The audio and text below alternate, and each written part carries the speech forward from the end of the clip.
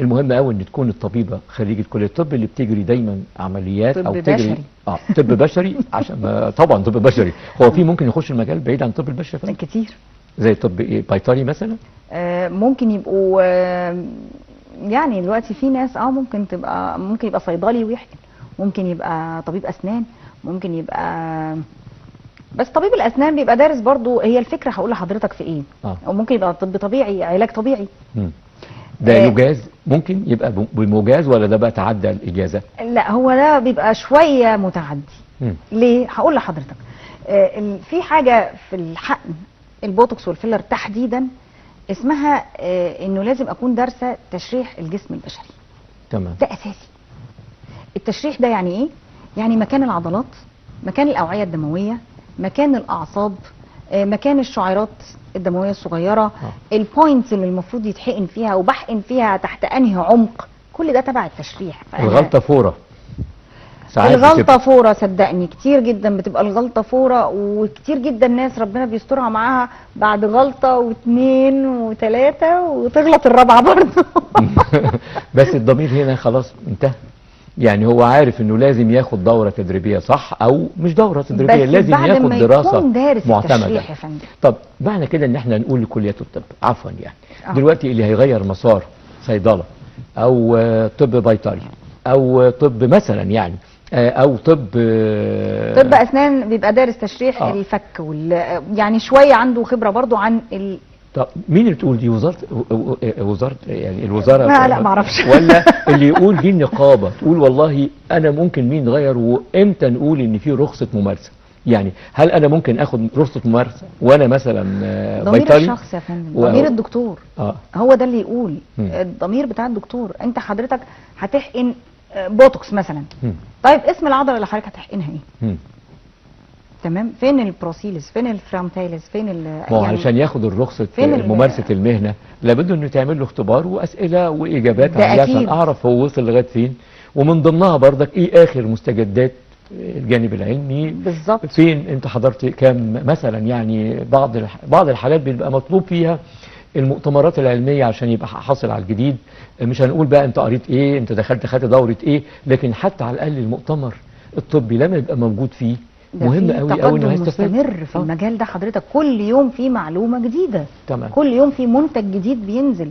على اساس ايه الدكتور يحدد اذا كان المنتج ده جيد او لا؟ عن طريق انه يشتغل بيه بايده في دورات تدريبيه بتبقى مخصصه لكده، وموجوده تبع شركات معروفه في البلد، مش شركات لسه النهارده بتبقى محضراه وبتبقى لها اصل بره مصر، وبتبقى في تصوير للدوره التدريبيه ديت، بعد ما المنتج ياخد حق تراخيصه طبعا لان في فتره معينه ساعات بيبقى في نوع من التجارب. لا هو الصح ان المنتج ادام اتعرض او اختبر خلاص بره، بينزل مثلا هنا في مصر، يبتدي الاطباء اللي ماسكين الشركه او الفرع بتاع الشركه ديت اللي هو الاجنبي، الفرع بتاعهم اللي في مصر، يبتدوا يعلنوا الاطباء اللي هم عارفين برضو ان هم بيعرفوا يحقنوا، انه يا جماعه يا دكاتره في منتج جديد نزل، يلا بيروحوا عاملين دورات تدريبيه خاصه لتدريب الاطباء اللي هم اوريدي بقى لهم يمكن 10 سنين 20 سنه بيحقنوا، مش يدوا له الخام ويدوا له الحاجات علشان ياخدوا. لا الموضوع مش سهل على فكره. هو الكلاينت بتخش يعني تتحقن في 5 دقائق. صدقني حضرتك في تحضير للحقن ده كام سنه؟ 10 سنين قبلها.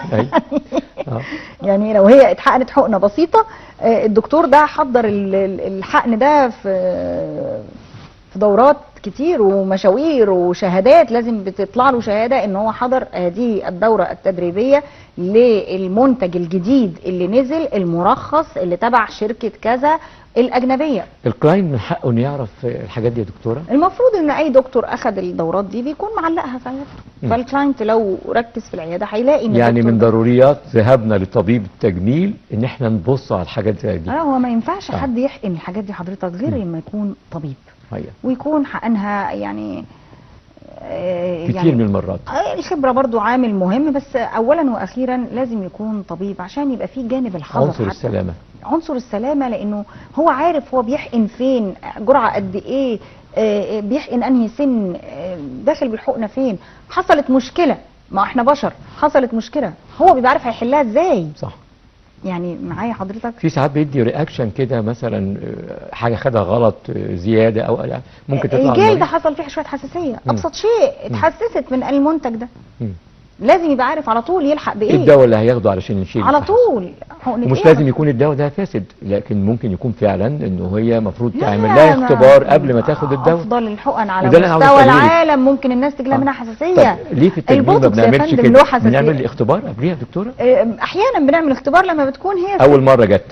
بس البوتوكس مثلا في لانه دواء بيتحضر زيه زي المضادات الحيويه تقريبا، فزي ما في حساسيات من المضادات الحيويه بيبقى في كتير حساسيات منه. وعلى فكره مريضه الحساسيه بتاعه البوتوكس مش بينفع برضه نقول لها احنا مش هنحقنك بوتوكس، لانه فرضا هي ست سنها كبر مثلا وعندها تجاعيد، اقول لها خلاص مش هعرف احقنك؟ لا، بس هي لما هتحقن مع طبيب هو عارف هيحط لها جرعه قد ايه وهيحطها فين الاماكن الرئيسيه، ولما هتظهر عندها الحساسيه هيبتدي يتعامل معاها ازاي من اول يوم، هيبقى مأمنها بحقن وبأقراص شكلها ايه، هيبقى متابع معاها الوضع مظبوط، لانه مش هيقدر يقول لها لا.